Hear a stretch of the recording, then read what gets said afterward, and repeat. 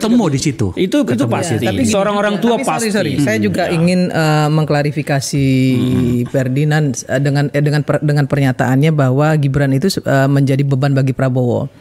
Kalau saya nggak sepakat dengan itu, karena Prabowo sendiri mengatakan kepada publik bahwa sampai hari ini Gibran itu kerjanya on the track. Jadi bukan merupakan beban kalau menurut saya.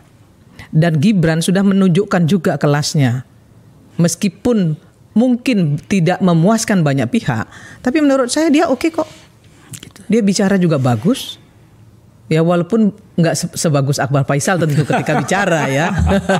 Tapi dia bicara bagus gitu. Jadi saya masih memberikan kesempatan. Kalau saya pribadi masih memberikan kesempatan untuk bisa Gibran menunjukkan kelasnya di 5 tahun yang akan datang. Ini kan baru 6 bulan nih.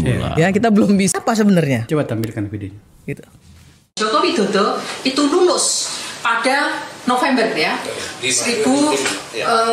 November 1985.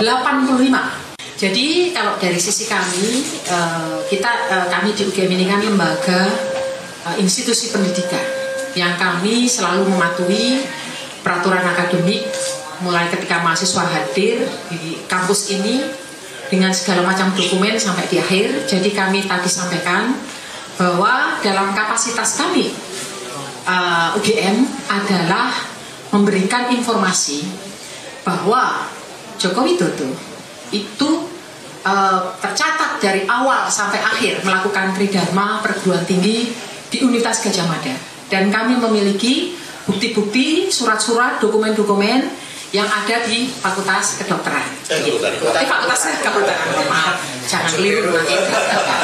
Nah nanti kami persilahkan apabila nanti kemudian ada proses pengadilan atau apapun, UGM siap. Misalnya sebagai saksi ya, kami siap. Gitu.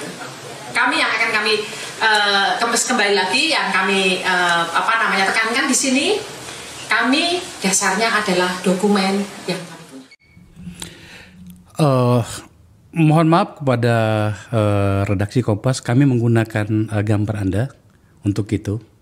Tapi pertimbangannya bahwa ini untuk kepentingan publik, maka kami berani saja menggunakan. Sekaligus di forum ini saya memohon maaf dan sekaligus meminta izin. Bro Ferdinand, itu yang saya katakan tadi. Ya. Begitu besar energi untuk ini. Sangat. Bahasa saya itu selalu mencoba untuk netral, berada pada posisi tengah. Ya.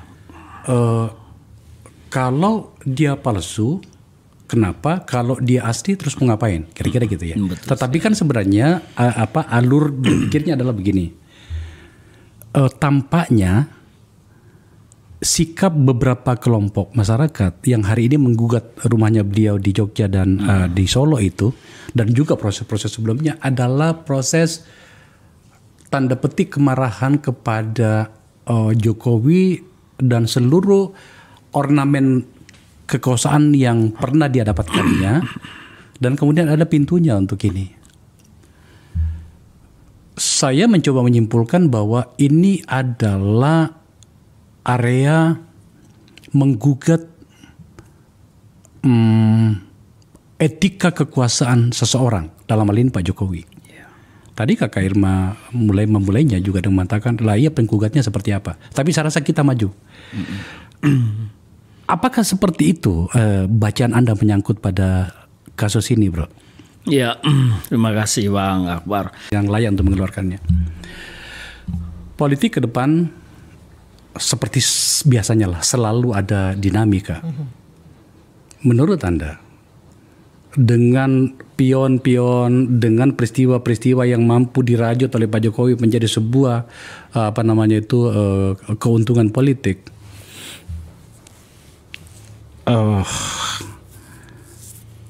apa yang bisa Anda gambarkan menyangkut dengan Gibran?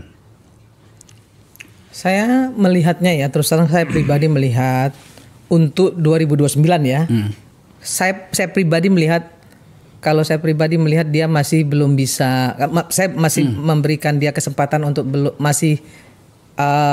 belum bisa naik kelas lah untuk jadi presiden. Kalau saya pribadi, ya kan, mungkin masih jadi wakil presiden, gitu ya.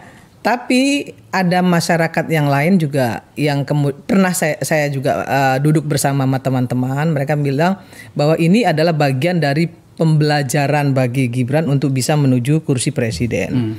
Nah, saya bilang bahwa menjadi presiden itu bukan tempat belajar, tapi tempat membuktikan bahwa dia mampu memimpin bangsa ini ke depan. Nah, kita lihat ini dari sekarang sampai 2029. Dia belajar atau dia bisa mengambil tanggung jawab itu sebagai orang nomor 1 di Indonesia. Oh, menarik. Itu kan harus dia buktikan. Maka kemudian karena ini kan kita punya topik ya, saya tetap disiplin dengan itu. Maka kalau begitu, kenapa pula Pak Jokowi harus tanda petik memainkan semua ini untuk seperti tadi saya terpengaruh oleh pernyataannya Ferdinand. Kenapa pula Pak Jokowi harus memainkan berbagai peristiwa ini untuk menjadi keuntungan politik bagi dia? Saya kira gini ya, Bar. Kalau Akbar punya anak laki-laki atau punya anak siapapun, saya seorang ibu. Kalau ada satu peluang yang bisa didapat oleh anak saya, maka saya akan ambil.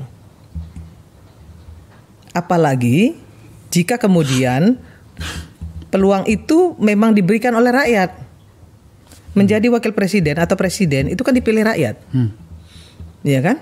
Dan kalau itu bisa dia dilakukan, kenapa saya harus menolak itu? Kenapa saya harus bicara soal, mohon maaf ya, misalnya dia masih muda, belum berpengalaman, ya saya nggak kasih izin. Saya kira untuk hari ini kita bicara soal politik nggak lagi ada yang bicara itu, Bar. Saya sebagai orang tua, ketika anak saya mau menggantikan saya di DPR RI, saya suruh dia maju kok. Sekalipun dia belum punya pengalaman menjadi anggota DPR RI, tapi kan saya tahu dia punya ibu itu. Karena tidak pernah hilang lekang dari ingatan publik. Itu yang saya sampaikan, bahwa biar bagaimanapun Pak Jokowi tidak bisa mengingkari atau membantah bahwa dirinya memang sedang melakukan sesuatu untuk kepentingan politik Gibran. Itu tidak perlu dibantah. Dan itu sesuatu yang pasti. Pak Jokowi nggak usah bantah.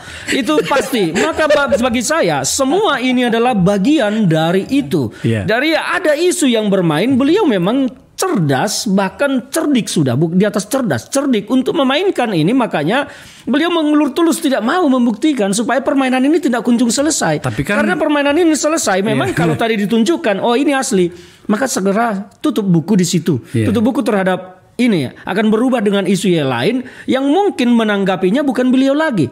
Seperti yang disampaikan tadi, kalau ujung-ujungnya beralih kepada Gibran nanti, karena ini kan isunya juga sudah banyak dimainkan tentang sekolahnya Gibran. Yang menjawab ini kan tidak mungkin Pak Jokowi lagi. Artinya Pak Jokowi akan hilang dari frame. Nah, ini tentu akan menjadi kerugian bagi beliau. Maka permainan ini harus dibuat panjang. Ayo panjang-panjangan napas kita. Kan seperti itu. Nah, inilah. Nah, sekarang juga maka saya sampaikan tadi, kenegarawanan Pak Jokowi di sini kan dituntut sebetulnya, karena biar bagaimanapun ada tanggung jawab moral dari beliau sebagai presiden. Sekarang ada masyarakatnya, meskipun itu secara kuantitas kita nggak usah hitung, ada masyarakatnya yang merasa jangan-jangan gua lu tipu selama ini, lu bilang lu insinyur tapi enggak, lu jadi presiden gue, kan bahasa terangnya kira-kira begitu. Nah, ini yang dituntut oleh masyarakat ini. Nah, apa juga salahnya Pak Jokowi dengan kerelaan hati, ya udahlah rakyat saya yang sedikit ini gue puaskan hatinya deh, gue puaskan nafsunya. Nih lo punya gue asli nih, terserah lu deh lu mau bawa kemana, mintalah secara hukum biar kita selesaikan. Kan seperti itu. Karena Pak Jokowi juga sekarang kan mengambil langkah mengumpulkan kuasa hukum, pengacara, tetapi belum ada langkah hukum yang diambil. Akhirnya apa? Orang berstigma juga. Ini jangan-jangan cuma mau gertak-gertak nakut-nakutin aja. Atau Anda ingin mengatakan lebih jauh dari itu, Bro, bahwa Pak Jokowi dalam hatinya mungkin senyum-senyum mengatakan, gue prank lu semuanya. Seperti itu Kak? Saya melihat Pak Jokowi ini kan kita sudah mengikuti langkah jejak politiknya. Akhirnya ada juga yang membuat orang-orangnya kecewa, tapi ada juga orang yang membuat happy dengan itu. Tetapi saya salah satu orang yang kecewa dengan langkah-langkah strategis politik beliau. Dan termasuk salah satunya ini menurut saya adalah cara beliau memainkan bidak-bidak caturnya. Seperti yang disampaikan tadi, supaya tidak hilang dari frame. Ketika seorang politisi hilang dari frame, maka dia selesai sudah. Sementara Pak Jokowi punya kepentingan beban di pundaknya yaitu Mas Gibran. Meskipun tadi yang sampaikan Kak Irma bahwa sudah diserahkan ke negara, ke partai politik untuk dibina. Tidak mungkin Pak Jokowi membiarkan seorang Gibran yang semua kita harus mengakui Mas Gibran memang masih hijau dalam politik dan birokrasi pemerintahan setinggi jabatannya. Tentu Pak Jokowi tidak akan membiarkan itu dan beliau pasti akan. Kalau politik dijadikan ajang warisan, jangan salahkan rakyat kalau mulai muak. Demokrasi bukan panggung keluarga, dan loyalitas bukan berarti tutup mata pada penyimpangan. Salut untuk debat terbuka, tapi lebih salut lagi kalau integritas dijaga di luar kamera. Yang kita butuhkan bukan generasi penerus kekuasaan, tapi generasi penerus kejujuran. Setuju? Tekan like, tulis pendapatmu di kolom komentar, dan subscribe biar nggak ketinggalan pembahasan politik paling pedas dan bermakna.